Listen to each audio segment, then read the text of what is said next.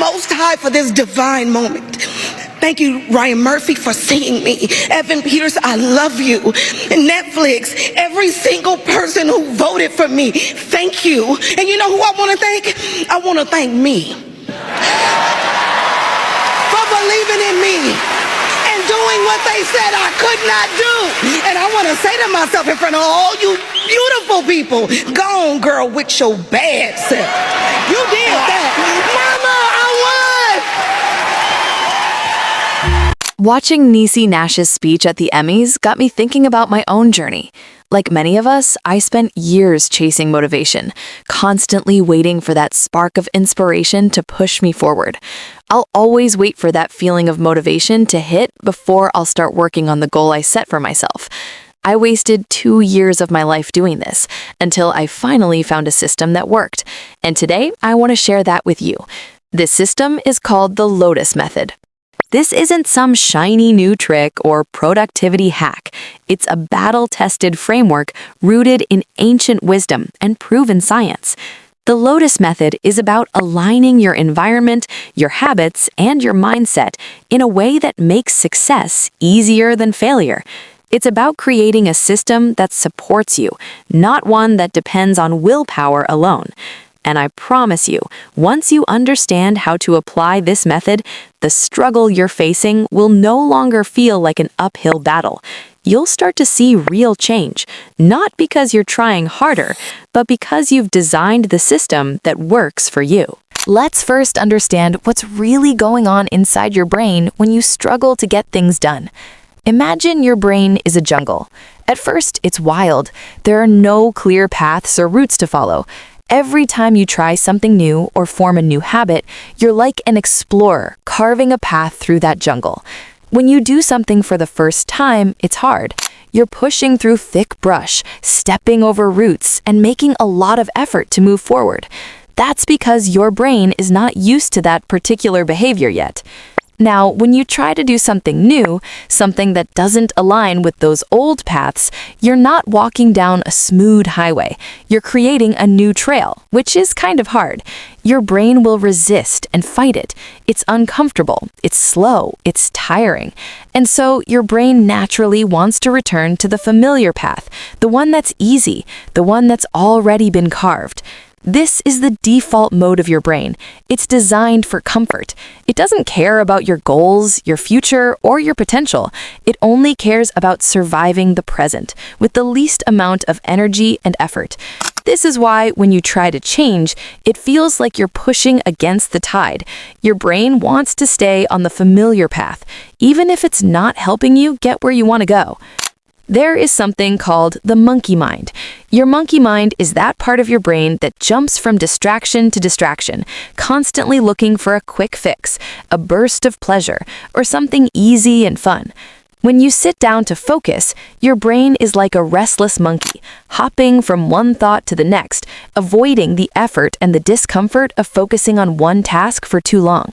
It's like trying to tell a toddler to sit still for 5 minutes. Your brain just doesn't want to do it. It feels hard, it feels boring, and so it rebels. But this isn't a sign of laziness or failure. This is just the brain doing what it's been designed to do, avoiding discomfort at all costs. But if you can shift your mindset and start seeing this resistance not as a barrier, but as an opportunity, you can start to take control. When you view a task as something you can conquer, when you believe that you can become the person who accomplishes it, your emotional response changes. Instead of feeling overwhelmed or incapable, you begin to see it as a challenge to level up. And that shifts your identity to, I am the kind of person who finishes what I start. Motivation is unreliable. It's like a battery. It's there for a while, but it eventually runs out. You wake up feeling fired up, ready to tackle the world. But by midday, that energy fades, and you're back to scrolling through your phone, wondering why you're not making progress. This is why motivation just doesn't work. Instead of depending on this temporary boost of energy, the key to lasting change is to build systems. Systems are reliable. They don't depend on how you feel when you wake up. Systems are designed to keep you on track even when motivation is nowhere to be found. If you're familiar with Musashi, then you'll know that he is one of the greatest swordsmen in history. He said in one of his principles, "Exhaustion doesn't come from the work itself, it comes from carrying stones." What does that even mean? When you're trying to do the work, but you're constantly carrying emotional baggage, like seeking validation, comparing yourself to others, or feeling like you're not enough, you're not just doing the work, you're carrying stones. Every time you think, "Am I good enough? Am I keeping up with everyone else?" you're loading up on more stones. That makes the journey even harder. Musashi teaches us that the real work comes when you stop worrying about the stones and just focus on the work itself. This is where dopamine comes in. We often associate dopamine with the reward at the end of a task. We think that the payoff will come once we've crossed the finish line. But the secret is that dopamine is more powerful when it's attached to the process, not just the result. Think about it. The excitement you feel when you get started, that little burst of energy when you take the first step, that is dopamine in action. It's telling you, "Hey, this is good. Keep going." So if you can design a system that makes the process itself enjoyable, rewarding, and fulfilling, then the work becomes its own motivation. Remember the Lotus Method we talked about earlier in the video? Here is how you can actually use it to your advantage. The first step is all about setting up your environment. If your environment is filled with distractions and temptations, it's going to be much harder to stay focused. You need to design your space so that success is easier than failure. This could mean removing distractions from your workspace, keeping your phone out of reach while you work, or setting up reminders to keep you on track. If you want to eat healthier, get rid of junk food at home. If you want to write, keep your writing tools front and center, and hide away things that aren't related to your task. Make the right choice the easy choice. By setting up your environment to support your goals, you're reducing the mental friction it takes to make the right decisions. The second step is getting started, because this is often where we trip up. The hardest part of any task is the first few moments. That's when we feel the most resistance, and that's when we tend to talk ourselves out of it. This is where the 5-second rule comes in. It's simple. When you feel that resistance, count down from 5 and just start. 5, 4, 3, 2, 1. Then do something. Anything that moves you forward. Don't overthink it. Just take that first step.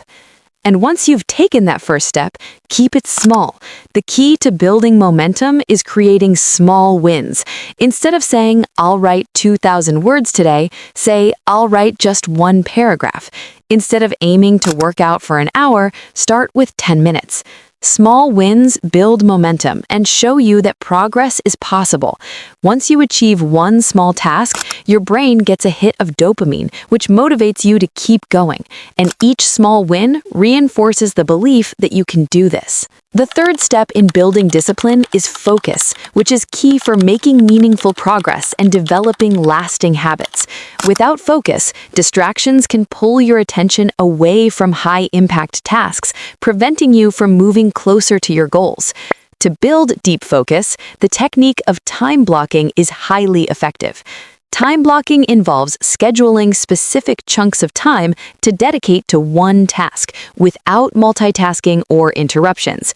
This method helps you stay focused and eliminate distractions, allowing you to fully immerse yourself in the task at hand. Rather than trying to force productivity through constant effort, time blocking encourages a meditative approach where you're completely absorbed in your work.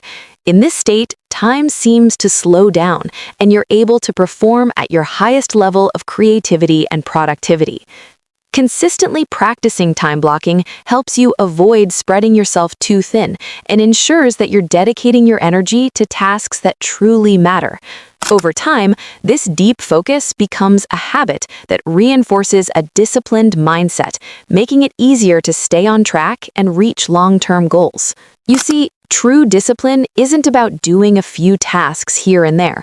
It's about who you are. It's about how you see yourself. The most successful people don't think, "I'm disciplined when I'm working." They think, I am a disciplined person.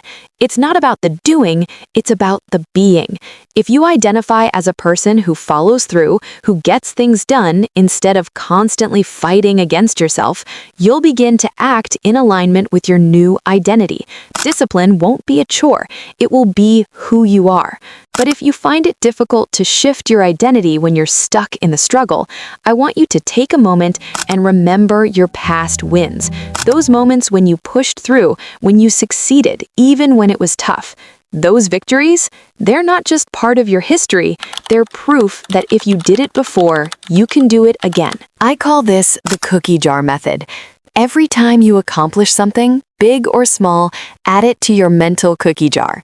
When you're feeling down or facing resistance, take a mental bite from that jar, meaning to remind yourself, I've done hard things before. I can do this. Your past wins are the fuel you need to keep moving forward. Whenever the journey gets tough, reach out to your jar. Discipline isn't something that happens overnight. It's a long-term journey, not a short-term sprint. There will be ups and downs. Some days will be harder than others. But as long as you keep showing up, as long as you stay consistent, you're building something much bigger than a habit. And once the shift happens, you'll find that you don't need motivation anymore. You just need to trust the process and trust yourself. Anyways, this was Shayura. Subscribe to my channel for more videos like this. Okay, love you. Bye.